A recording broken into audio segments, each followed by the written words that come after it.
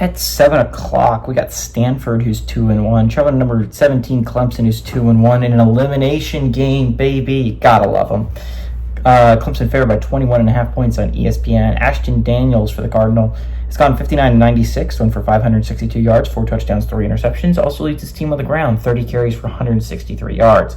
Alec Iomayer has been insanely phenomenal, and I think might be the top receiver in the draft, which is crazy to say coming out of Stanford, but he is amazing. He's had 17 catches for 234 yards and a touchdown. Cade Klubnik has gone 58-79, thrown for 729 yards, 8 touchdowns, 1 interception. Phil Maffa on the ground has had 33 carries for 284 yards and 2 touchdowns.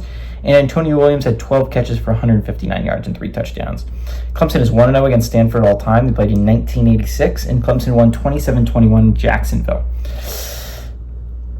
I think this game could be really interesting. Clemson's been playing some tremendous football. I'm not going to lie. I think they've looked like the second best team in the SEC through 4 weeks. They've played some tremendous football. I think they proved last week when they kicked the ever-living crap at NC State that Clemson's back. I think a lot of people overreacted to a week 1 getting destroyed on a neutral field. Really, it's in Atlanta. It was very much Georgia slanted.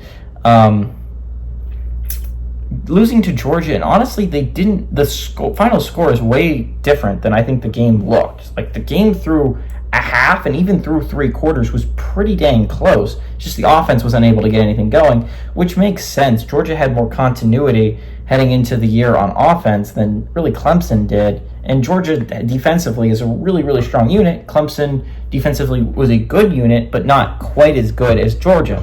I think it was reasonable to expect them to stumble out of the gate there a little bit. And honestly, they've been playing some really good football. And I think everyone's calling for Dabo jobs kind of shut the hell up, because it would be ridiculous to fire Dabo. He's one of the greatest, he's the greatest coach in Clemson football history. You don't fire that man.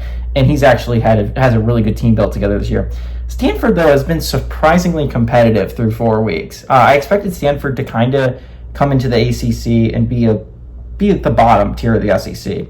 ACC. And honestly, they've played really well. The game against TCU, they easily could have won, and then they ended up winning a big game on the road against Syracuse. But going to Death Valley is harder than going to Syracuse, right? Going to Syracuse is like, oh, it's a solid team. It's a little bit good. Sorry about that. Apparently, a motorcyclist decided to race outside of our place during a hurricane. But Clemson's playing some really good football. Stanford's playing some solid football, and I think this is one of the more underrated games of the 7-7:30 window. I understand a lot of people's eyes are going to be on Georgia, Alabama. A good amount of eyes are going to be on Illinois, Penn State. I feel like this game deserves to be tuned into every now and then if you're going to be switching channels. Stanford's a pretty solid team. I expect them to give Clemson a little bit of a fight. I expect Clemson to win this game, but 21.5 points is a lot to give Clemson, especially Stanford playing some pretty solid football this year. I like Stanford to cover, but I like Clemson to win outright.